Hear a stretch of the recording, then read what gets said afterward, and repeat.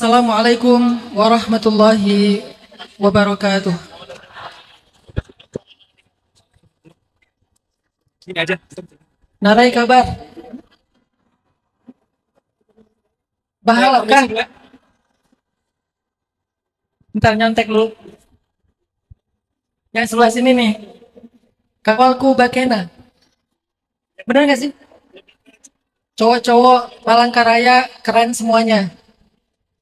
Salah Ustadz katanya. Alhamdulillahirabbil alamin. Alhamdulillahilladzi arsala rasulahu bil huda wa dinil haq mubasysyiran wa mundhiran. Asyhadu an la ilaha illallah wahdahu la syarika lah wa asyhadu anna Muhammadan abduhu wa rasuluh alladzi la nabiyya ba'dah. Allahumma salli wa sallim wa barik ala sayyidina wa habibina wa nabiyyina wa syafi'ina Muhammad wa ala alihi wa sahbihi wa man tabi'ahu ila yaumil qiyamah. Rabbi syrah li sadri wa yassir li amri wa qad min lisani yafqahu qawli.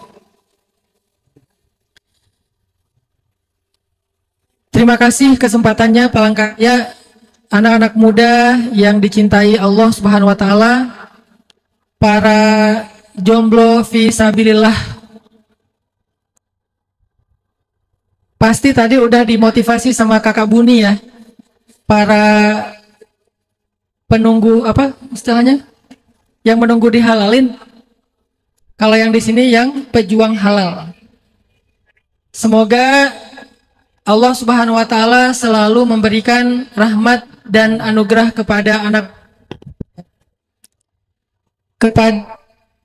boleh nggak ganti mic? Kepada anak muda Palangkaraya, amin. Malam ini saya pengen berbagi cerita aja sama teman-teman. Mudah-mudahan cerita ini bisa menjadi booster iman. Booster iman itu kalau dalam bahasa pesantren bisa menjadi tajdidul iman, pembaharu iman, sehingga kita bisa ngedapatin refresh dalam semangat beramal solih. Kemana-mana saya kalau sharing sama anak-anak muda, nanti kalau mati lagi saya kemana-mana saya kalau sharing sama anak muda, apapun masalah anak muda, saya selalu ngajak mereka untuk belajar lebih mengandalkan Allah dalam hidup. Karena as-siqah billah, percaya kepada Allah, yakin kepada Allah, berpegang teguh kepada Allah, melibatkan Allah, berserah kepada Allah, atau dalam bahasa lebih singkatnya adalah iman. Itu tuh kayak akar. Jadi kalau Allah memberikan perumpamaan orang yang beriman itu seperti daratin thayyibah, seperti pohon yang baik, maka pohon itu ada 3 unsur yang paling umum. Unsur yang pertama adalah asluha sabit, akar yang menancap di bumi. Unsur yang kedua adalah far'uha fis sama, batang dan dahan yang menjulang ke langit. Dan unsur yang ketiga adalah tu'ti ukulaha kullahinin bi'idni rabbiha, daun, bunga, dan buahnya yang bermanfaat untuk banyak orang. Allah menggunakan analogi pohon untuk menjelaskan tentang seorang mukmin. Seorang manusia yang ideal itu seperti pohon yang baik. Maka akar dari pohon itu dalam konteks kita adalah iman. Sehingga pohon yang tidak punya akar, dia tidak akan tumbuh dengan baik. Pohon yang akarnya sudah rusak, pasti daunnya, bunganya, buahnya juga akan rusak. Itu artinya seorang manusia tanpa iman tidak mungkin dia akan menjadi seorang yang bahagia dan sukses. Tanpa iman dia nggak mungkin bisa growing dengan pertumbuhan yang baik. Tanpa iman dia nggak mungkin menjadi orang yang bisa memberikan lebih kepada orang lain. Tanpa iman dia tidak akan menjadi anfa'uhum linnas, orang yang paling bermanfaat untuk orang lain. Maka akar dari diri kita itu adalah iman yang ditanam di dalam hati. Sehingga kalau misalnya kita belajar dari analogi pohon nih teman-teman, Allah tuh sengaja ngambil analogi pohon biar kita tuh tafakur, biar kita belajar dari semesta yang ada di sekeliling kita. Tadi saya ketika mau landing ngelihat hutan Kalimantan, khususnya Kalimantan Manggarai, sampai akhirnya saya nggak tahan untuk story berbagi kebahagiaan lewat. Dan saya berharap story saya itu selalu ada pesannya, bukan sekedar happy-happyan.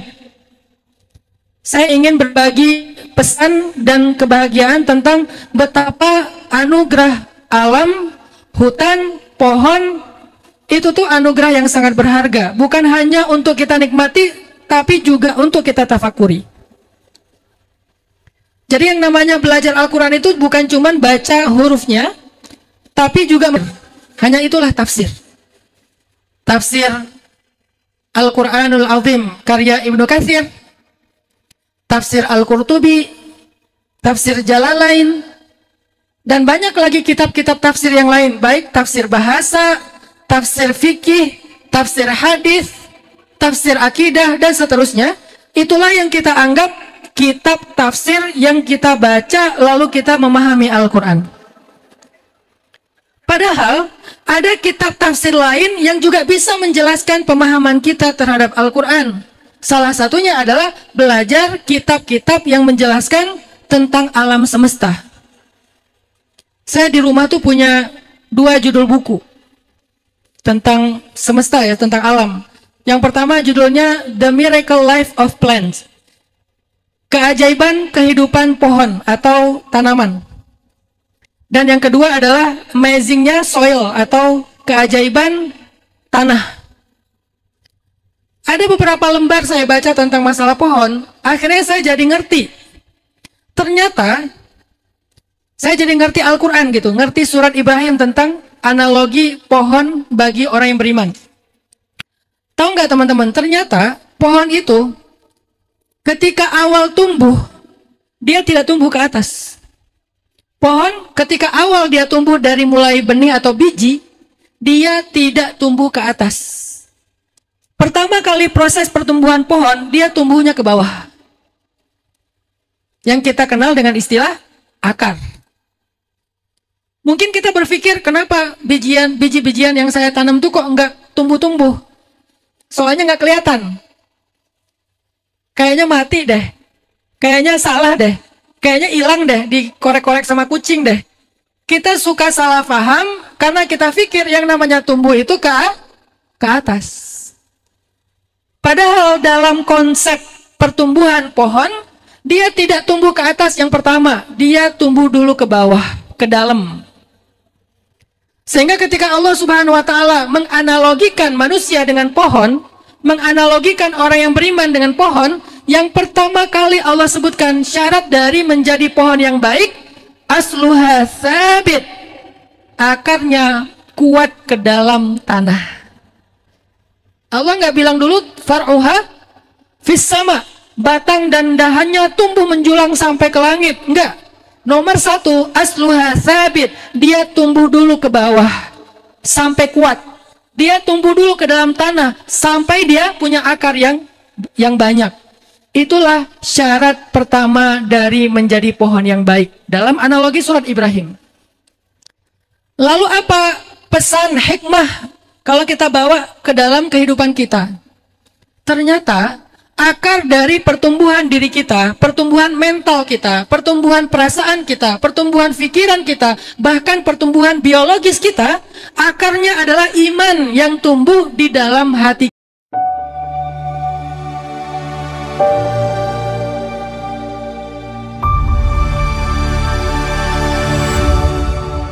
kita. Sebelum ada yang lain-lain. Iman dulu. Dan iman ini sifatnya bukan amalan zahir yang tampak. Iman ini adalah amalan batin yang tersembunyi, sebagaimana akar tersembunyi di bawah tanah.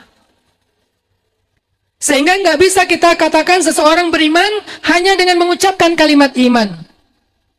Seseorang beriman hanya dengan mengatakan amanna, kami telah beriman. Nggak bisa. Ada banyak ayat di dalam Al-Quran yang menyanggah, yang menolak keimanan orang-orang yang mengaku beriman dengan lisan mereka. Wa minan nasi man yaqulu amanna billah. Di antara manusia ada yang mengaku dan mengatakan kami telah beriman kepada Allah. Apa yang mereka katakan? Kami beriman. Tapi mereka mengatakan itu dengan lisannya. Wa minan nasi man yaqulu amanna billahi wa bil yaumil akhir. Kami telah beriman kepada Allah. Lalu apa kata Allah? Apa respon Allah terhadap ucapan mereka? Kata mereka amanna, kami beriman. Apa respon Allah? Ternyata Allah mengkomen caption mereka. Allah mengkomen postingan iman mereka secara lisan. Apa komen Allah? Wa ma hum bimu'minin. Mereka bukanlah orang yang beriman. Artinya apa? Ada yang salah dalam konsep iman mereka. Ibarat orang nanam, ada yang salah dalam tata cara dia menanam pohon. Kenapa? Dia menanam pohon hanya di atas permukaan. Dia menanam pohon bukan ditanam, tetapi ditaruh di atas permukaan. Sehingga pohon itu tidak tumbuh dengan baik. Apa masalahnya sampai Allah menolak iman orang yang sudah mengatakan amanna, kami telah beriman. Kalimat telah artinya yakin banget. Kami benar-benar sudah beriman. Tapi kata Allah, wa ma hum bimu'minin. Kenapa? Pertanyaan besarnya, kenapa ya Allah engkau menolak iman orang yang sudah mengaku beriman? Yang KTP-nya mukmin, yang kartu keluarganya Islam, yang lisannya mengatakan amanna, kami beriman, la ilaha illallah. Kenapa ditolak sama Allah? Ternyata jawabannya ada di satu ayat berselang setelah ayat itu. Apa jawabannya? Fi qulubihim marad.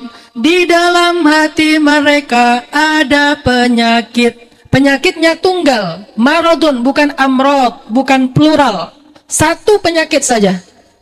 Fi qulubihim marad. Di dalam hati mereka ada satu penyakit. Wa ma hadzal marad. Apa penyakit yang dimaksudkan di sini? Ternyata kata ulama tafsir, maradun, penyakit yang dimaksudkan di ayat itu adalah raib. Sesuai dengan pembukaan surat Al-Baqarah. Raib. Raib bahasa Arab yang jadi bahasa Indonesia. Raib. Raib artinya ragu. Walaupun dalam bahasa Indonesia arti raib itu hilang. Kenapa kok jadi hilang? Diragukan keberadaannya. Asal katanya bahasa Arab. Artinya apa? Ternyata walaupun secara lisan mereka bilang la ilaha illallah Muhammadur Rasulullah, secara tulisan mereka menulis di kartu keluarganya, di KTP-nya, di paspornya Islam, kalau di dalam hatinya tidak ada akar yakin, akar thiqah, akar iman, akar percaya kepada Allah, maka hatinya adalah hati yang ragu. Kalau ragu, maka ditolaklah imannya oleh Allah Subhanahu wa ta'ala. Ternyata iman bukan amalan zahir, teman-teman. Iman amalan batin. Maka muncullah sebuah kalimat dari para sahabat dan para ulama. Kalimatnya apa? Istafti qalbak. Coba tanya ke hatimu masing-masing. Apakah saya beriman? Bukan tanya ke lisan kita. Lisan kita akan mengatakan, oh ya tentu saya beriman.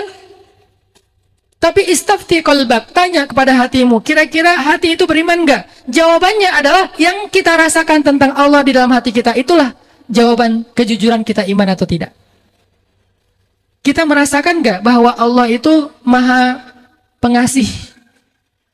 Artinya Allah itu kasihan banget sama kita. Lebih daripada ayah dan ibu yang kasihan kepada anaknya. Dirasa nggak itu? Kita percaya nggak bahwa Allah itu nggak pernah ninggalin kita? Wadduha wallayli idza saja ma wadda'aka rabbuka wa ma qala. Tuhanmu tidak pernah meninggalkanmu dan tidak pernah benci kepadamu. Percaya nggak kita di dalam hati tentang itu? Istafti qalbak. Ada lagi tuh di surat yang lain, orang yang ngaku-ngaku beriman dengan lisan tetapi ditolak oleh Allah. Qalatil a'rabu amanna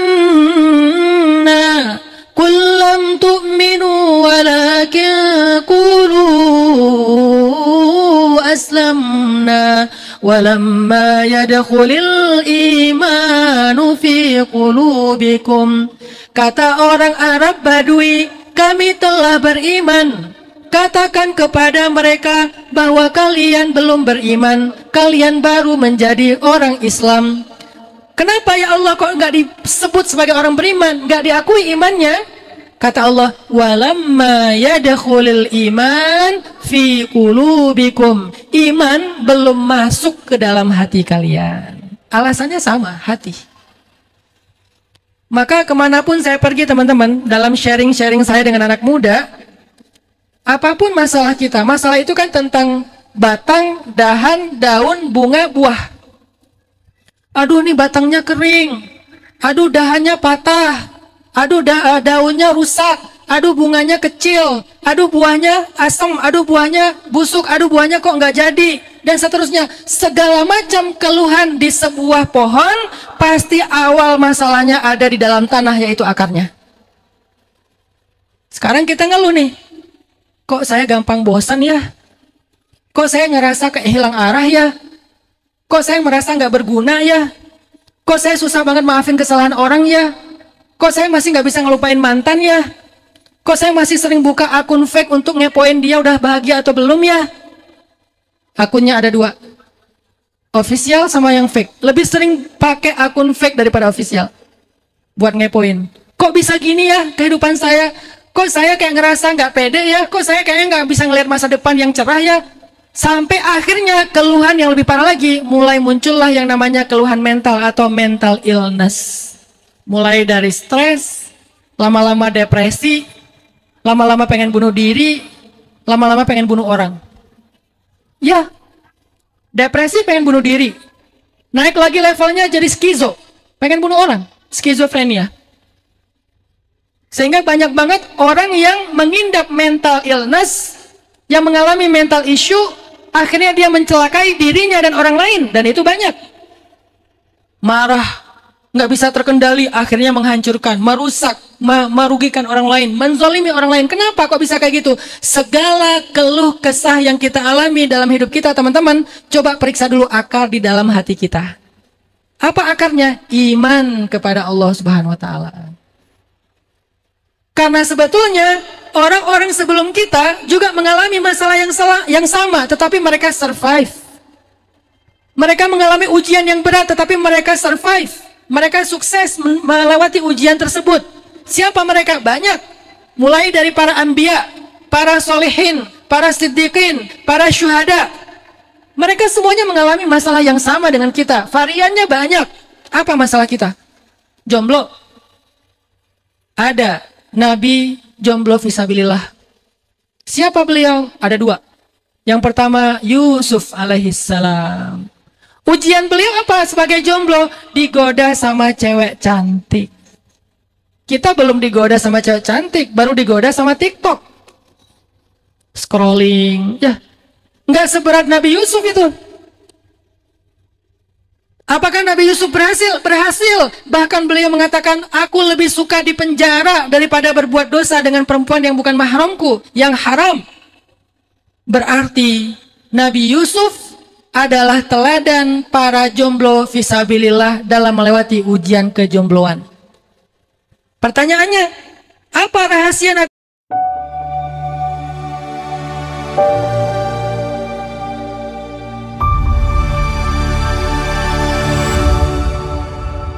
bisa sukses melewati ujian seberat itu. Digoda seorang perempuan cantik, perempuan yang menawan, udah dikunci pintunya, nggak ada siapa-siapa, dan Nabi Yusuf normal.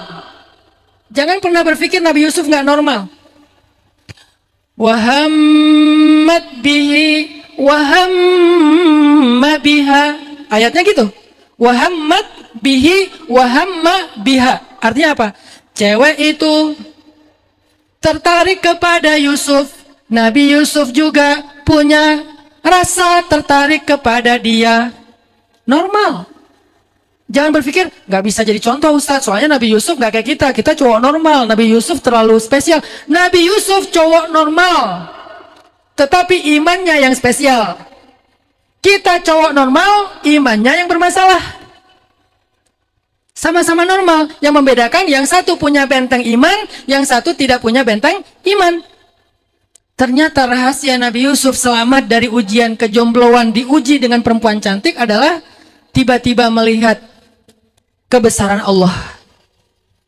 Kebesaran Allahnya apa? Nasihat ayahnya Yakub alaihissalam tentang muraqabah. Allah Maha menyaksikan, Allah Maha melihat, Allah Maha membersamai, Allah Maha tahu, Allah Maha mendengar. Itulah yang diyakini Nabi Yusuf, sehingga akhirnya Nabi Yusuf tidak merasa bahwa mereka cuma berdua di dalam ruangan itu, tetapi Allahu salisuhuma, ada Allah yang ketiga. Iman. Dan itu bukan lisan. Saya yang berbicara seperti ini bukan berarti saya lebih baik dari teman-teman, karena iman bukan kalimat lisan. Iman akar, yakin yang ada di dalam hati. Bisa jadi ada orang yang di sini bukan ustadz, bukan syekh, tidak memakai pakaian-pakaian yang seolah-olah dia berilmu, biasa saja, tapi mungkin dia lebih punya akar yang sehat di dalam hatinya daripada saya yang berbicara. Iman, amal di dalam hati, teman-teman. Siapa lagi jomblo yang lain? Nabiullah Yahya alaihissalam. Sama, digoda oleh perempuan, putri raja lagi tuh. Apa yang terjadi? Nabiullah Yahya menolak perempuan tersebut karena dia tidak beriman kepada Allah. Karena dia tidak mau beriman kepada tauhid. Padahal putri raja ini cantik, anak raja. Kalau Nabi Yahya menerima dia, Nabi Yahya akan menjadi seorang pangeran dan bisa jadi putra mahkota yang akan diberikan kekuasaan di Baitul Maqdis, diberikan kekuasaan di Palestina, di Hijaz, di Syam. Jadi penguasa besar. Tetapi semua itu tidak berarti bagi Nabi Yahya kalau tidak ada iman, sehingga ditolak. Gara-gara Nabi Yahya menolak cinta perempuan tersebut, perempuan itu marah, sakit hati, dendam. Akhirnya dia meminta hadiah ulang tahunnya kepala Nabiullah Yahya alaihissalam. Dibunuhlah Nabi Yahya oleh Bani Israel. Ini artinya Nabi Yahya selamat. Nabi Yusuf selamat. Apa yang menjadikan mereka selamat? Akar yang kuat di dalam hati mereka. Sehingga Nabi Yahya dalam keadaan bersujud, kemudian dipenggal kepalanya, tapi Nabi Yahya mendapatkan khusyuk dan nikmat ibadah kepada Allah Subhanahu wa taala. Iman, akar. Baru batangnya besar, dahannya tinggi menjulang ke langit, daun bunga dan buahnya banyak subur. Kalau akarnya sehat. Ustadz, itu kan jomblo yang cowok.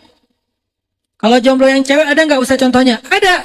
Sayyidah Maryam. Ada ulama mengatakan beliau adalah nabi satu-satunya dari golongan perempuan. Karena nabi lebih dari 100.000 jumlahnya. Tapi mayoritas ulama mengatakan dia bukan nabi tetapi perempuan sempurna, orang soleh. Apapun itu, yang jelas Sayyidah Maryam salah satu perempuan teladan yang luar biasa. Apa kita teladani dari Sayyidah Maryam? Sayyidah Maryam adalah perempuan yang muda, cantik, tapi nggak kenal laki-laki. Nggak kenal laki-laki, kecuali 4 orang. Pertama ayahnya Zakaria, pertama ayahnya Imran, kedua pamannya Zakaria, ketiga anaknya Yahya, Isa, keempat sepupunya atau ya sepupunya yaitu Yahya. Tidak kenal laki-laki kecuali 4 orang saja. Nggak ada followers laki-laki. Nggak ada kontak laki-laki di handphonenya. Kalau gitu nggak boleh dong Ustaz. Boleh. Ini bukan lagi berfatwa boleh dan tidak. Ini kita lagi ngambil inspirasi gimana seriusnya beliau menjaga diri. Sehingga ketika muncul seorang laki-laki ganteng, menjadi seorang laki-laki yang tiba-tiba ada di hadapan beliau, fatamassala laha basharan sawiyya, datanglah malaikat menjelma, fatamassala, misal, memisalkan diri, menjelma artinya. Fatamassala laha basharan sawiyya, menjelma di hadapan Maryam sebagai seorang laki-laki yang ideal. Coba bayangin, diuji sama cowok keren, lebih keren daripada Jungkook. Walaupun Jungkook keren sih, tapi lebih keren daripada Jungkook. Siapa lagi? Lebih keren daripada Ronaldo. Ronaldo muda tapi ya. Lebih keren daripada opa-opa. Lebih keren daripada cowok-cowok anime. Kenapa saya bilang dia keren banget? Karena kerennya tuh bukan keren-keren ganteng-ganteng serigala. Gantengnya ganteng-ganteng malaikat. Coba bayangin, standar gantengnya tuh malaikat. Allah aja bilang ganteng. Ini bukan kata saya, Allah yang bilang. Basyaron sawiyya. Arti basyaron sawiyya, laki-laki yang ideal. Bukan perfect, ideal. Karena perfect itu nggak selalu ideal. Contoh, ideal rambutnya ikal sepundak. Ideal kulitnya putih bersih, ideal hidungnya mancung, ideal alisnya bertaut, ideal tinggi dan gagah, ideal banget, cowok paling keren. Kalau seandainya ada Instagram, udah langsung jadi model dan selebgram. Basyaron sawiyya, tiba-tiba ada di hadapan Sayyidah Maryam. Apa yang dilakukan Sayyidah Maryam? Minta foto? Jerit-jerit? Enggak sama sekali teman-teman. Nggak nangis-nangis, guling-guling, emoticon, love, big hug, little love, semua dikeluarin. Enggak sama sekali. Sayyidah Maryam menghadapi cowok yang lebih keren daripada opa-opa Korea. Apa kalimat yang diucapkan oleh Sayyidah Maryam yang mulia? Inni a'udzu birrahmani minka kunta taqiyya. Bahasa singkatnya, a'udzu billahi min. Aku berlindung kepada Allah dari kamu. Ini, apakah beliau tidak normal? Normal banget. Bahkan kata Nabi, kamula minar rijali katsir wa lam yakmul minan nisa illa arba'ah. Cowok yang sempurna itu banyak, tapi tidak ada cewek yang sempurna kecuali 4. Salah satunya Sayyidah Maryam. Sempurna. Biologisnya sempurna, psikologisnya sempurna, mentalnya sempurna. Normal, nggak ada yang kelainan. Melihat cowok ganteng kok malah ta'awuz, kelainan mental kayaknya. Enggak, sempurna. Kenapa kok bisa ta'awuz? Karena yang membuat dia berta'awuz, ekspresinya adalah ekspresi dari akar iman, bukan hawa nafsu. Sekarang kita istafti qalbak, tanya kita masing-masing. Ketika kita mengekspresikan sesuatu, ekspresi kita itu adalah buah dari akar iman atau buah dari pohon yang tidak punya akar iman? Kan ekspresi itu buah, ekspresi itu bunga, ekspresi itu daun yang keluar dari batang dan dahan pohon. Sehingga kalau akarnya baik, bunganya, buahnya, daunnya baik. Bukan seperti buah yang rasanya pahit, berduri, dan tidak boleh dimakan. Tapi buahnya manis, harum, dan sehat ketika dimakan. Kenapa buah ini begitu baik? Karena akarnya baik. Dan Sayyidah Maryam mengeluarkan buah yang baik, yaitu ekspresi yang baik ketika mendapatkan ujian karena akarnya iman kepada Allah. Kalimatnya apa? A'udzu billah. Aku berlindung kepada Allah. Kenapa? Karena saking gantengnya cowok ini, hanya Allah yang bisa menyelamatkan aku dari fitnahnya. A'udzu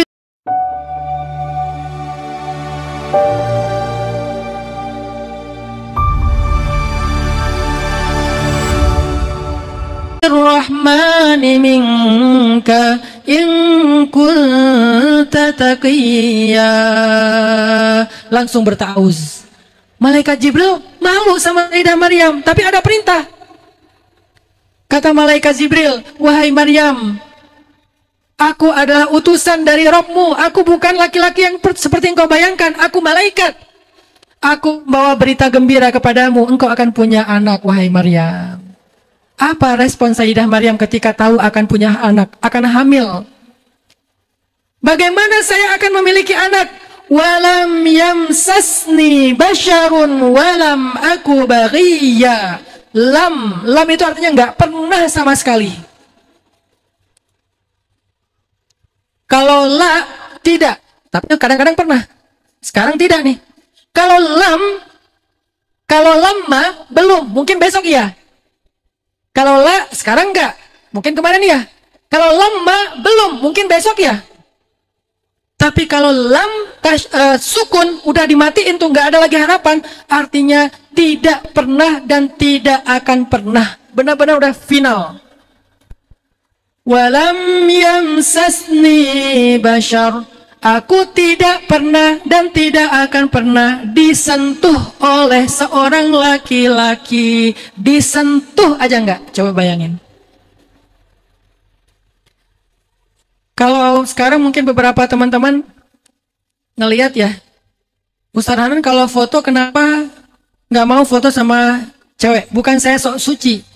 Saya lagi pengen memberikan tren cewek cowok itu jangan foto bareng kecuali ada mahramnya. Yang sering jadi objek dan korban adalah Ustadz. Ustadz kan orang solih. Ustadz kan orang beriman. Ustadz imannya kuat nih, gak apa-apa foto sama kita. Kata siapa? Ustadz itu sama dengan kita, manusia. Ujiannya sama. Dan hari ini kita menyaksikan karena terlalu mudah untuk mengkultuskan, banyaklah fitnah. Banyak kan fitnah hari ini kepada orang-orang yang berilmu. Walaupun yang tidak berilmu juga banyak, cuman lagi disorot nih. Di pondok pesantren, di lembaga-lembaga pendidikan. Kenapa? Karena kita terlalu mengkultuskan bahwa ini suci. Padahal sama aja, dia manusia biasa. Yang harus kita jaga, dan kita juga menjaga diri darinya. Dia kita jaga, kita menjaga diri darinya, sama. Kenapa? Karena Sayyidah Maryam adalah teladan para perempuan, lam yamsas, disentuh aja enggak. Pakai ujung jari disentuh enggak pernah.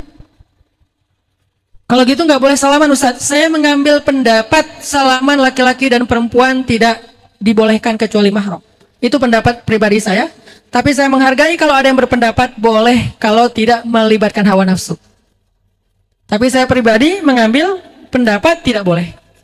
Cuman kalau bab fikih kan kita harus legowo ya. Nggak boleh terlalu fanatik. Cuman kita punya pilihan. Kalau saya pilihannya, ya nggak usah. Tidak ada kedaruratan. Kecuali darurat. Apa darurat? Pengobatan, bencana, terapi. Selama itu pun tidak berlebihan. Belajar dari Sayyidah Maryam, yamsas aja nggak pernah. Yamsas itu bukan yamas, tapi tersentuh nggak sengaja aja nggak pernah. Coba bayangin, tersentuh nggak sengaja aja nggak pernah. Saking terjaganya Sayyidah Maryam. Walam aku baghiyya, aku juga nggak pernah berperilaku yang tidak layak sebagai seorang muslimah. Apa berperilaku yang tidak layak? Ma'ilat, mumilat, suka mancing dan suka kalau dipancing. Caper kalau bahasa sekarang. Itulah Sayyidah Maryam. Itu yang disebut dengan pohon yang baik sehingga menumbuhkan batang yang baik, akar yang baik menumbuhkan batang yang baik, cabang yang baik, daun dan seterusnya. Akhirnya dari rahim yang sangat mulia ini lahirlah anak yang sangat istimewa.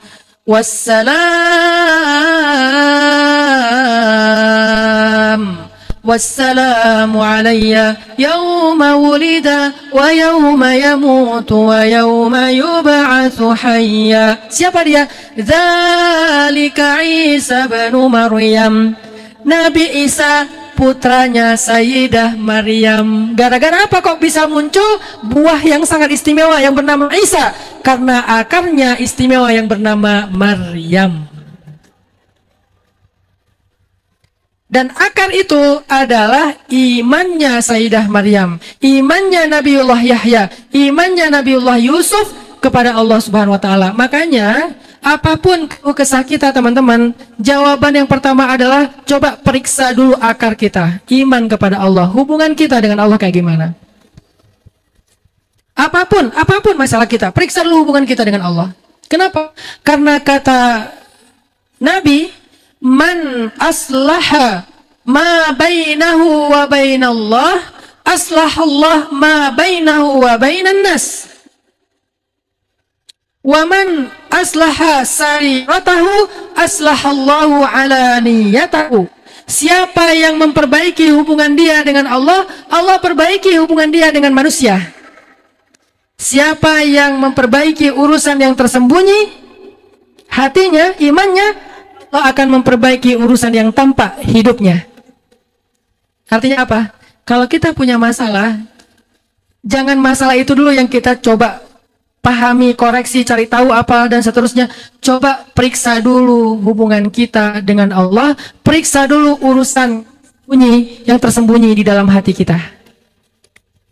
Masalahnya contohnya apa Ustaz? Misalnya suami istri tiba-tiba cekcok. Nggak ada angin, nggak ada mendung, tiba-tiba badai. Tiba-tiba aja. Tadinya udah pengen romantisan, tadinya pengen jalan bareng, tadinya pengen couple quality time kayak gitu. Tapi tiba-tiba bete. Tiba-tiba ada topik yang nyesel banget. Kenapa ngebahas itu ya? Akhirnya rame.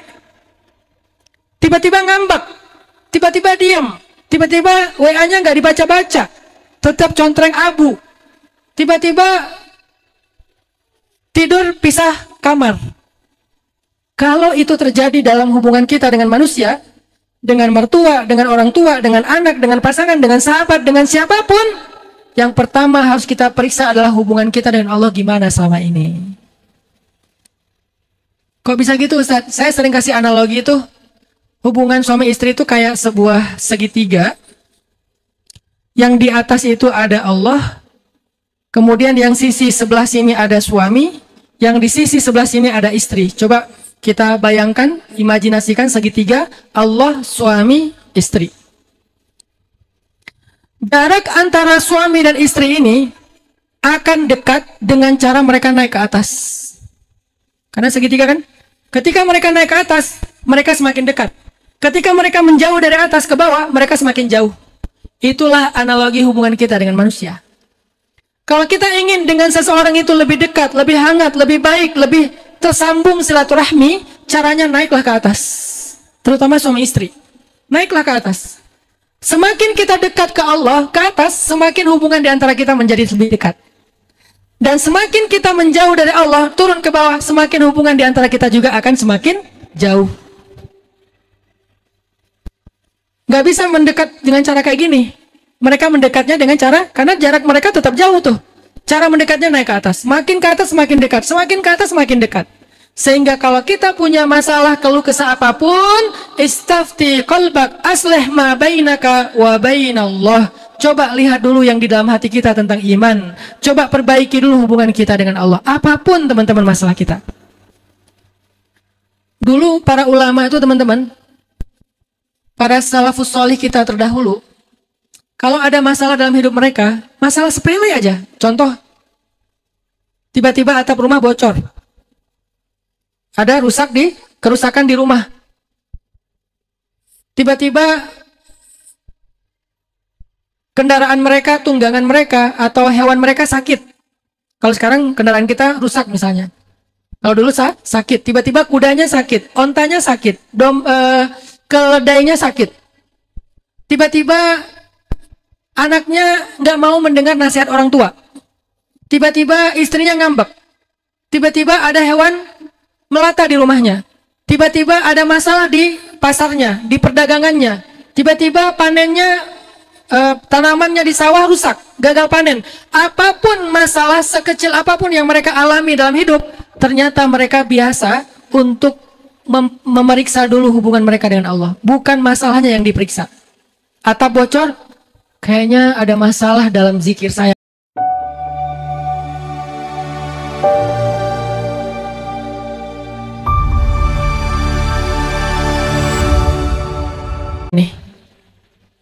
kendaraan tunggangannya sakit, kayaknya sholat saya udah agak ada masalah nih, kurang khusyuk, atau kurang tepat waktu, atau kurang berkualitas, atau kurang yang sunnahnya.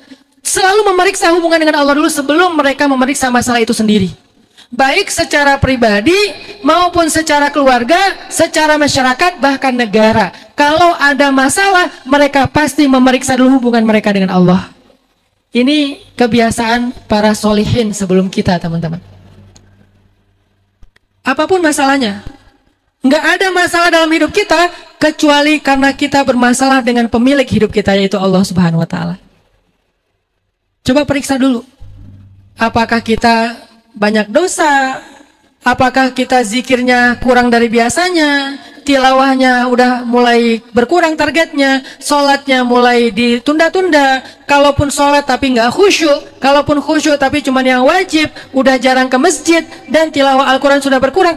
Apa masalah kita dengan Allah? Coba periksa lagi. Karena itu adalah akar dari semua masalah kita. Akarnya di situ. Makanya dalam tafsir analogi pohon, saya belajar tentang the miracle life of plants. Tanaman ternyata tumbuhnya bukan ke atas dulu, tetapi tumbuhnya ke bawah dulu. Sehingga kalau kita dianalogikan seperti pohon atau tanaman, harusnya kita kalau mau tumbuh baik, tumbuh dulu ke dalam, tumbuh dulu ke bawah. Kemana maksudnya? Ke dalam hati kita, yaitu tumbuhnya iman. Ketika kita mengajarkan ilmu kepada santri kita, siswa kita, anak kita, maka ilmu pertama yang harus kita ajarkan kepada mereka ilmu iman, bukan wawasan iman. Karena wawasan itu bisa dihafal. Huwallahul ladzi la ilaha illa huwar rahmanur rahim. Bisa dihafal. Anak kecil juga hafal. Yang dimaksud dengan iman bukan hafalan, bukan lisan, bukan lantunan, bukan bacaan. Sekarang kita semua berlomba-lomba untuk ngajarin anak kita belajar baca Quran yang baik. Alhamdulillahi Rabbil Alamin, Ar-Rahmanir Rahim, Maliki Yaumiddin. Kita merasa bahagia kalau anak kita bisa baca Quran. Kita merasa bangga kalau anak kita hafal Al-Quran. Udah hafal juz Amma, hafal juz 29, hafal juz Al-Baqarah, dan seterusnya. Bangga, bagus, semuanya bagus. Tetapi kita lupa, ada satu yang lebih basic lagi daripada itu. Ada satu yang lebih penting daripada itu. Apa? Belajar iman, dan tempatnya di sini. Bukan di sini, bukan di sini, tapi di sini. Yang selama ini diberikan oleh pendidikan kita, baik di rumah ataupun di sekolah, di sini dan di sini. Tapi yang diberikan oleh Nabi dalam pendidikan tarbiyah nabawiyah kepada para sahabat, di sini. Banyak dari sahabat yang tidak hafal Al-Quran. Banyak dari sahabat yang tidak bisa baca bahkan. Tetapi karena imannya kuat, dia bisa survive dalam menghadapi ujian yang berat. Seperti Bilal bin Rabah salah satunya. Bilal itu bukan orang yang well educated. Nggak sekolah. Bilal itu bukan hafiz seperti Ibnu Mas'ud, Ibnu Abbas, Zaid, dan seterusnya. Bukan. Bilal itu bukan seorang qari. Sahabat itu banyak yang qari dan bacaannya bagus-bagus. Ada misalnya Abu Musa al-Ash'ari, yang kalau baca Al-Quran, malaikat turun pengen dengar bacaannya. Ada lagi Usaid bin Hudayr, yang kalau baca Al-Quran, awan itu berkumpul di atasnya karena pengen dengar bacaannya. Usaid kalau baca Quran, awan yang pengen dengar. Abu Musa kalau baca Al-Quran, malaikat yang pengen dengar. Abdullah ibnu Mas'ud kalau baca Quran, kata Nabi, bacaan dia persis seperti Jibril alaihissalam, kayak copy paste, persis seperti Jibril. Tapi Bilal nggak seperti mereka, nggak hafal, nggak jago baca, nggak banyak wawasan, nggak well educated seperti yang lain-lainnya, orang biasa banget, budak. Apa yang membuat Bilal menjadi mulia? Apa yang membuat Bilal menjadi salah satu di antara sahabat yang dihormati? Apa yang membuat Bilal bisa mendapatkan kemenangan dalam hidupnya? Kemenangan di dunia, kemenangan di akhirat. Kemenangan di akhirat sudah terdengar suara langkah kakinya di surga padahal orangnya masih di bumi. Kemenangan di dunia, dia terbebas dari perbudakan, bahkan menjadi saudara angkatnya Abu Bakar yang terhormat, sehingga dia dihormati se-Mekah dan Madinah. Apa rahasia kemenangan dia? Apakah dia punya titel? Apakah dia punya wawasan? Apakah dia punya harta? Enggak. Satu-satunya modal kemenangan dan kesuksesan Bilal adalah iman yang dia ekspresikan dengan satu kata. Ahadun ahad, ahadun ahad. Bilal nggak hafal surat Al-Mulk. Tabarakalladzi biyadihil mulku wa huwa ala kulli syai'in qadir. Yang isinya tentang kehebatan Allah. Allahu la ilaha illa huwal hayyul qayyum. Tentang ayat kursi. Bilal nggak hafal. Yang dia tahu tentang Allah cuma satu kata. Ahadun ahad. Ahadun ahad. Tapi satu kata ini adalah akar yang tumbuh kuat di dalam hati Bilal. Sehingga ketika Bilal dicambuk, ditindih dengan batu panas, disiksa berhari-hari, berminggu-minggu, berbulan-bulan, akar ahadun ahadlah yang membuat dia seperti gunung yang tidak bisa dirobohkan. Kalau kita membaca adegan ketika Bilal disiksa, kan penyiksaan Bilal itu live ya, live streaming, disaksikan penduduk Mekah. Orang-orang yang nonton Bilal disiksa oleh Umayyah bin Khalaf pada komen gini di live itu, kasihannya. Semuanya pada komen kasihannya, kasihannya. Tiba-tiba salah seorang di antara mereka bertanya, siapa yang kalian kasihani? Ternyata jawabannya adalah Umayyah, bukan Bilal. Unik ya? Kita berpikir kasihannya Bilal, kasihannya Bilal. Bukan. Ternyata yang mereka bilang kasihannya, kasihannya, kasihannya Umayyah yang menyiksa. Kok bisa yang menyiksa dianggap lebih mengasihani daripada, lebih layak dikasihani daripada yang disiksa? Kenapa? Karena ternyata Umayyah lebih terlihat tersiksa daripada Bilal yang disiksa. Yang megang cambuk lebih kelihatan tersiksa, lebih kelihatan susah, lebih kelihatan kasihan, lebih kelihatan sengsara daripada yang disiksa. Yang disiksa itu tabah banget. Nggak keluar air matanya. Tidak ada wajah ekspresi dia kayak mengeluh. Nggak ada. Padahal lagi ditindih dengan batu besar dan panas di puncak musim panas. Yang panasnya di atas 50. Yang batunya panas banget. Kemarin ketika saya umrah musim panas, sebelum pandemi, panasnya 45 lah. Keluar dari Masjidil Haram, nggak pakai sendal. Itu nggak kuat berdiri lama, karena lantainya panas. Bukan lantai Masjidil Haram, ya. Lantai Masjidil Haram itu dingin. Agak keluar dikit yang pas aspal tuh. Ada batunya, ada aspalnya. Itu panas banget. Kaki itu bisa melepuh. Padahal 45.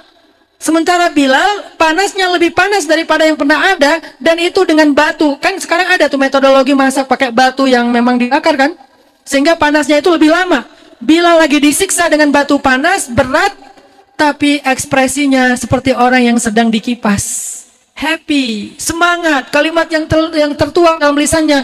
Ahadun ahad, ahadun ahad, ahadun ahad. Orang yang menyaksikan penyiksaan itu mengatakan, kasihan, kasihan, kasihan. Siapa yang kalian kasihani? Umayyah. Ternyata Umayyah yang tersiksa, bukan Bilal. Kenapa ada orang yang disiksa secara, tetapi dia terlihat sangat happy? Karena punya akar iman yang kuat. Bagaimana dengan kita? Apa keluh kesah kita? Kita merasa tersiksa, terhimpit, panas. Lalu kita mengeluh. Istafti qalbak. Balik lagi ke hati kita. Apakah kita masih mengandalkan Allah? Nabiullah Ibrahim diletakkan di tengah-tengah bara api. Semuanya sudah dinyalakan. Tiba-tiba datang malaikat Jibril bertanya kepada Ibrahim, ya Ibrahim, bahasa Ibrani.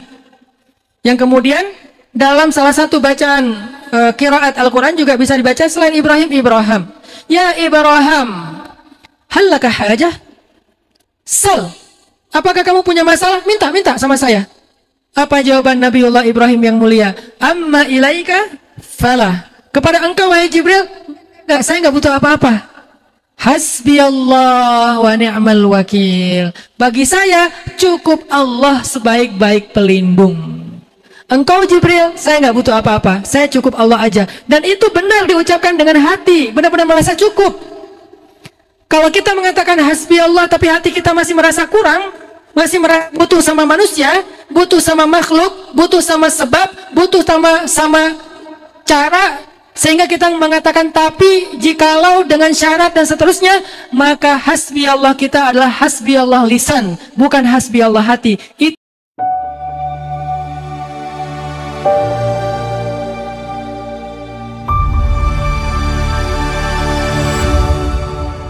Itu bukan akar iman.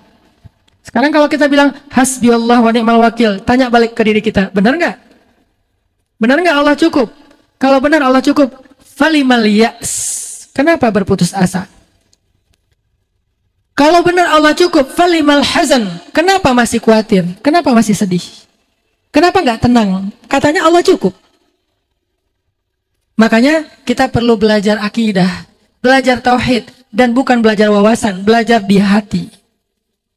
Selalu saya sharing ke teman-teman, karena itu juga bagian dari saya sedang belajar, karena sambil berbicara saya juga mendengar. Saya juga sedang memperbaharui iman di dalam hati, lagi belajar menumbuhkannya. Saya selalu berbagi nasihat, booster, penyemangat tentang iman kepada Allah. Karena itu akar. Sehingga anak muda ada keluh kesah apapun, diputusin tanpa alasan. Kalimatnya tega lagi. Kita jadi adik kakak aja ya. Kan tega banget ya. Mending jadi musuhan atau ya. Daripada adik kakak masih ada hubungan tapi tidak ada status. Di apa? Disalib sama teman kita. Dan banyak lagi masalah anak muda, keluh kesah kita, salah pilih jurusan, gak jelas masa depan, gak nyaman dengan teman di kantor, dapat bos yang galak, skripsi gak beres-beres, judul ditolak terus, ketemu dengan dosen yang sangat killer. Banyak keluh kesah kita dalam hidup, termasuk mempertanyakan kenapa warna saya kok doff. Akhirnya ngoleksi banyak skincare, gak ada yang cocok. Nyari di marketplace, cari yang mahal, sama aja, yang murah apalagi. Masalah terus, yang cowok-cowoknya kayak kebingungan, saya kerja apa ya, kapan saya bisa nikah, sementara saya belum punya kerjaan. Apapun keluh kesah kita teman-teman, mulailah dari perbaiki pertumbuhan akar. Salah satunya hubungan kita dengan Allah. Dan hubungan kita dengan Allah itu ada dalam hati kita. Coba kita renungkan kisah yang bisa membuat kita lebih belajar mengandalkan Allah dalam hidup. Selain kisah para nabi. Kisah para nabi itu udah banyak banget. Kisah Nabi Musa yang dihanyutkan ke sungai Nil. Lalu hanyutnya malah ke pemandian musuhnya. Ditemukan oleh dayang-dayang musuhnya. Masuk ke dalam kamar musuhnya. Bahkan digendong oleh istri musuhnya. Sampai kemudian bisa tinggal di istana itu sampai beliau remaja. Itu kisah. Cara Allah lebih baik daripada cara manusia. Belajar lagi kisah Nabi Musa alaihissalam ketika mentok di depannya lautan, di belakang para Fir'aun. Lalu orang-orang Bani Israel mulai berputus asa dan mengeluh. Kata Nabiullah Musa, kalla inna ma'iya rabbi sayahdin. Aku nggak akan khawatir karena ada Robku bersamaku yang pasti akan memberikan jalan. Tiba-tiba Allah bukakan jalan tol membelah laut. Sebelum orang Jepang bikin terowongan di bawah laut, sebelum orang Eropa membuat jembatan di atas laut, Allah sudah membuat jalan untuk Nabi Musa dengan cara membelah laut sehingga beliau bisa melaluinya dengan selamat. Bukan hanya melaluinya, musuhnya pun ditenggelamkan dan dihancurkan dengan cara yang sama. Sehingga Allah berikan keselamatan dan kemenangan. Kenapa? Iman. Di situ kita belajar, oh Allah itu nggak pernah ninggalin hambanya. Karena Allah berjanji di awal ketika Allah mengutus Nabi Musa, idhab ila Fir'aun la takhafa inni ma'akuma asma'u wa ara. Kata Allah, wahai Musa, pergi dakwahi Fir'aun, ajak saudaramu Harun, janganlah kalian berdua takut, sesungguhnya aku bersama kalian, asma'u wa ara, aku mendengar dan aku melihat. Itu janji Allah, aku bersama kalian. Sehingga ketika Nabiullah Musa mentok, jawaban Nabi Musa adalah ketika dikeluh kesahkan oleh Bani Israel, wahai Musa, gimana ini? Siapa yang menolong kita? Gimana cara kita bisa selamat? Nabi Musa dengan yakin menjawab, inna ma'iya rabbi sayahdin. Sesungguhnya bersamaku ada Robku yang akan memberi jalan keluar. Kenapa? Karena Robku pernah berjanji dulu di awal, inni ma'akuma asma'u wa ara. Aku bersama kalian, mendengar dan melihat. Aku bersama kalian. Belajar lagi dari kisah Nabiullah Nuh alaihissalam, Ibrahim alaihissalam, Isa alaihissalam, dan pastinya Rasulullah SAW. Semua mereka kisah-kisah inspiratif yang kita bisa temukan di Al-Quran, kita temukan di dalam kitab-kitab hadis dan kitab-kitab sejarah. Tetapi selain kisah mereka, coba kita juga renungkan kisah para solehin. Jangan pernah kita mengatakan, Ustadz itu kan Nabi. Kita kan bukan Nabi, Ustadz. Memangnya Allah hanya akan memberikan keajaiban kepada para Nabi dan selain para Nabi tidak? Enggak, teman-teman. Keajaiban itu bukan hanya hak para Nabi. Keajaiban adalah hak orang yang beriman. Mau statusnya Nabi, mau statusnya bukan Nabi, mau statusnya anak Nabi, mau statusnya anak orang biasa, sama. Namanya doang beda-beda. Kalau Nabi namanya mukjizat. Kalau waliullah namanya karomah. Kalau kita orang-orang biasa namanya ma'unah.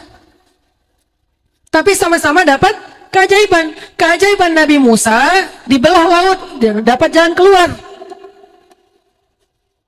Keajaiban kita bukan lautnya yang terbelah, tetapi Allah memberi jalan ke hatinya. Sehingga tiba-tiba kita sampai ke dalam hati orang yang kita cintai. Bisa kayak gitu. Yang membuat kita ngerasa kayak mentok, nggak ada jalan keluar. Allah bukakan. Makhraja, jalan keluar. Itu adalah ma'unah bahkan Allah. Kisah tentang seorang ibu single parent. Ini kisah nyata. Dulu hiduplah seorang perempuan yang ditinggalkan suaminya meninggal dalam keadaan miskin. Dia punya anak 4, laki-laki semuanya, masih kecil-kecil. Sehingga suatu malam terjadi badai yang sangat besar di tempat dia tinggal. Badai yang sangat besar. Setelah selesai dia makan malam bersama anak-anaknya, terjadi tidurnya karena rumahnya kecil, tidur bareng di situ. Anak-anak yuk kita tidur. Satu kertas, kemudian menuliskan sesuatu di dalam. Singkat cerita mereka selamat, kemudian mereka menjalankan hari-harinya sampai mereka tumbuh dewasa. Anak-anaknya sukses, ada yang jadi hakim, ada yang jadi ulama, ada yang jadi prajurit, sukses semuanya. Sampai kemudian ibunya meninggal dunia. Sulung tadi ingat, oh ya, saya ingat bilah kertas di posisi ibunya meletakkannya di atas dinding. Tiba-tiba pas kertas ini dicabut, rumah mereka roboh. Lalu mereka bukalah kertas yang tergulung tadi, dan mereka membaca kalimat yang ditulis oleh ibunya. Tahu nggak apa kalimat yang ditulis ibu itu? Usmut bi'izni rabbik. Artinya apa? Tegaklah dengan izin dari Tuhan. Badai, gara-gara angin kencang, gara-gara hujan deras, atapnya mau rubuh, dindingnya mau rubuh. Waktu mereka masih tertidur, ibu ini bingung gimana cara menahan rumah mereka. Hampir rubuh, ditahan dinding sebelah sini, dinding sebelah sana yang mau rubuh. Akhirnya dia tidak punya cara selain mengandalkan. Dia tuliskanlah satu kalimat di kertas itu, tegaklah kamu dengan izin dari Tuhanmu. Lalu kalimat itu diletakkan di atas dinding yang membatasi. Tapi karena masih ada kertas yang bertuliskan kalimat Allah, maka rumah itu bertahan sampai mereka dewasa. Apa pelajaran? Allah akan datangkan kekuatan untuk kita. Yakin, iman. Maka teman-teman, jangan remehkan akar di dalam hati kita, yaitu iman. Satu kisah lagi nutup. Ada seorang sahabat datang kepada Nabi dalam sedih. Dia datang kepada Nabi dalam keadaan bersedih. Katakan dia, ya Rasulullah, bantu saya ya Rasulullah. Nabi bertanya, mahammuk, apa masalah kamu? Ya Rasulullah, anak saya ditawan dalam sebuah peperangan. Mungkin peperangan, mungkin perjalanan yang dibegal terus ditawan. Anak saya ditawan. Dan orang-orang yang menawannya meminta tebusan 100 ekor domba. Kalau saya tidak menyerahkan 100 ekor domba besok hari, anak saya akan dibunuh. Ini kayak penculikan. Sementara saya tidak punya seekor pun ya Rasul. Saya orang miskin, gak punya apa-apa. Bagaimana saya akan menebus anak saya? Dan itu anak semata wayang satu-satunya yang kami miliki. Dia juga tulang punggung keluarga kami yang sudah dewasa, membahagiakan, menafkahi orang tua. Orang ini sudah tua, udah kakek-kakek. Ya Rasulullah, bantu saya Rasulullah. Kemudian Rasulullah mengatakan, aku akan memberimu sesuatu yang lebih baik daripada 100 ekor domba. Dia bertanya, ya Rasulullah, apa yang lebih berharga dari 100 ekor domba? Alhamdulillah dapat bantuan ini. Sehingga bisa menebus anaknya. Bukan hanya menebus, bahkan lebih. Karena yang diminta cuma 100 ekor domba, tapi Nabi akan memberikan yang lebih daripada 100 ekor domba. Dia bertanya, apa itu ya Rasul? Kata Nabi, malam ini ucapkanlah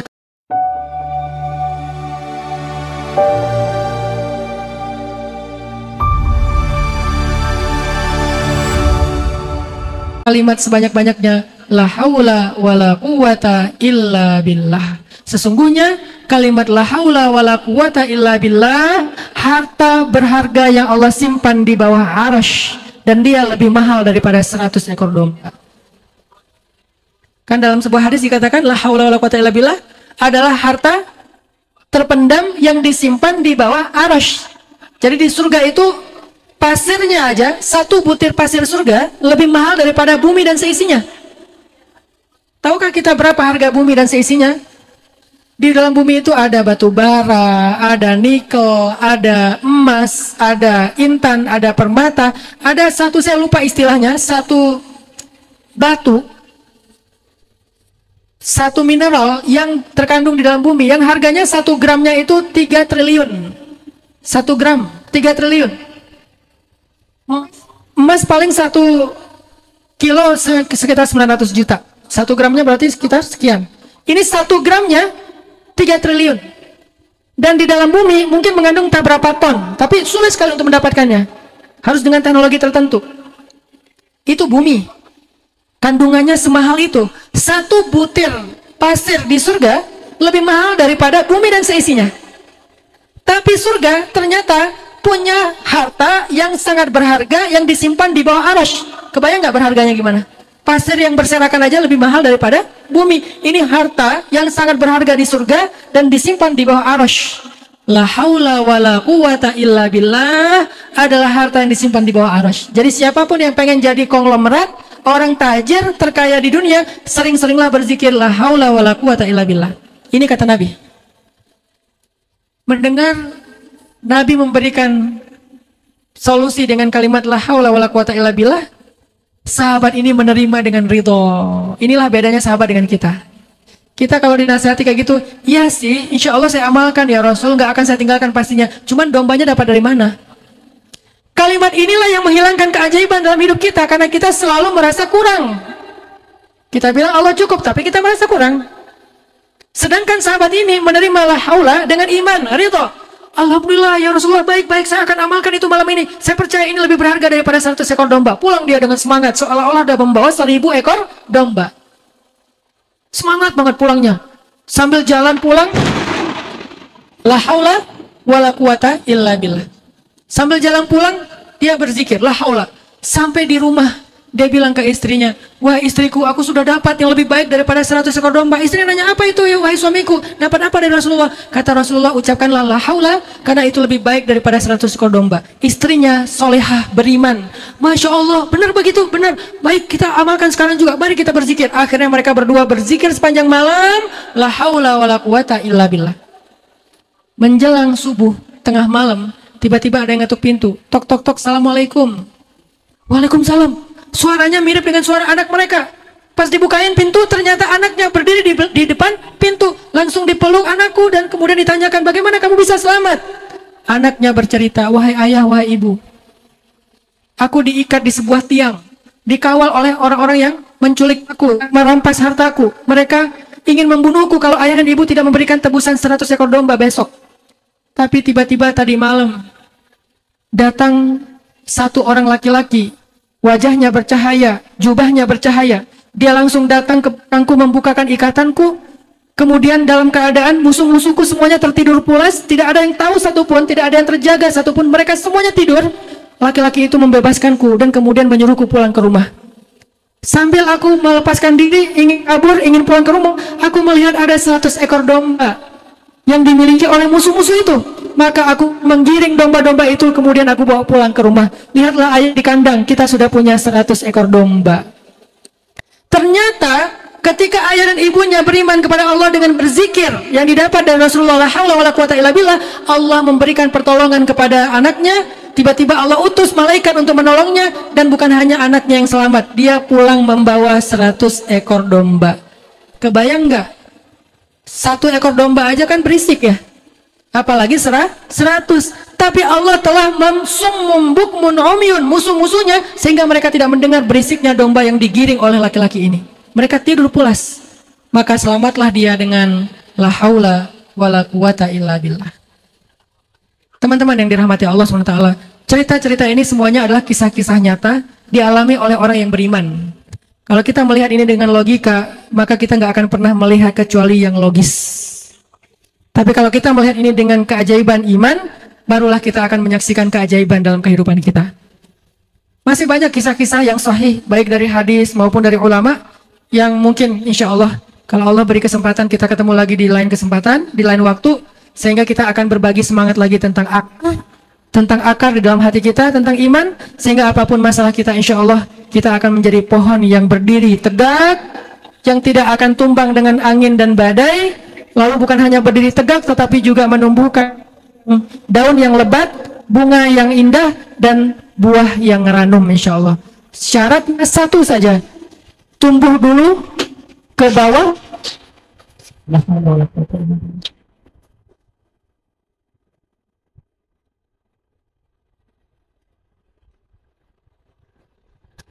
Tumbuh dulu ke bawah, tumbuh dulu iman di dalam hati kita, insya Allah, Allah akan memberikan kebaikan dalam kita.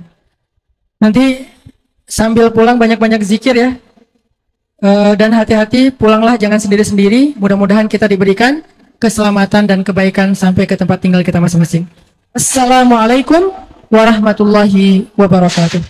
Waalaikumsalam warahmatullahi wabarakatuh. Alhamdulillahirabbil alamin. Barakallahu fiik. Jazakallahu khair kepada Gurunda Ustaz dan nanti yang sudah tadi menyampaikan pesan libatin Allah. Ini sangat luar biasa sekali dan insya Allah bisa langsung kita amalkan dalam kehidupan kita sehari-hari. Ini waktu yang tepat sekali Ustadz ya. Insya Allah dijawab doa kita karena akan ditutup dengan acara ini dengan doa dan muhasabah yang akan dipimpin langsung oleh Gurunda kami Ustadz Hanan Ataki. Kami persilahkan. A'udzu billahi minasy syaithanir rajim. Bismillahirrahmanirrahim. Alhamdulillahi rabbil alamin. Ya hayyu ya qayyum. Ya hayyu ya qayyum. Yusabbihu lillahi ma fis samawati wa ma fil ardh. يا حي يا قيوم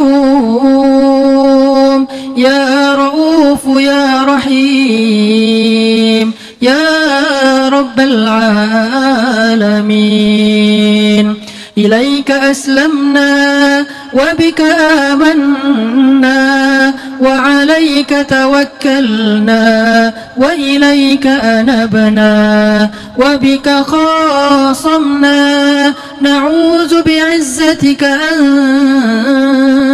تضلنا أنت الحي الذي لا يموت والجن والإنس يموتون ربنا آتنا من لدنك رحمة وهيئ لنا من أمرنا رشدا واجعل لنا من كل ضيق مخرجا ومن كل هم فرجا ومن كل عسر يسرا لا حول ولا قوة إلا بالله لا حول ولا قوة إلا بالله لا حول ولا قوة إلا بالله حسبنا الله ونعم الوكيل حسبنا الله حسبنا الله حسبنا الله ونعم الوكيل نعم المولى ونعم النصير ربنا آتنا من لدنك رحمة وهيئ لنا من أمرنا رشدا واجعل لنا من كل ضيق مخرجا ومن كل هم فرجا ومن كل عسر يسرا اللهم صل وسلم وبارك على سيدنا محمد على سيدنا محمد اللهم اللهم صل على سيدنا محمد وعلى آل سيدنا محمد وعلى أصحاب سيدنا محمد تباركت ربنا وتعاليت يا ذا الجلال والإكرام.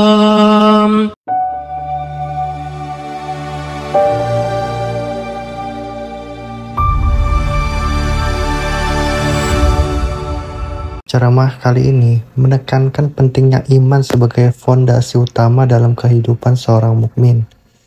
Diibaratkan seperti akar pohon yang menancap kuat di tanah. Iman yang kokoh akan menumbuh amal soleh dan menjadikan seseorang bermanfaat bagi orang lain.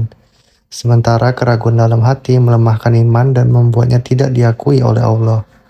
Ustadz juga mengangkat kisah Nabi Yusuf dan Nabi Yahya sebagai teladan dalam menjaga kesucian iman meski diuji dengan godaan yang berat, serta menyoroti Sayyidah Maryam yang menjaga kehormatan meski dihadapkan dengan ujian besar. Dengan mengandalkan Allah dalam setiap aspek kehidupan, seorang mukmin dapat menghadapi cobaan dan tumbuh menjadi pribadi yang kuat dan bermanfaat.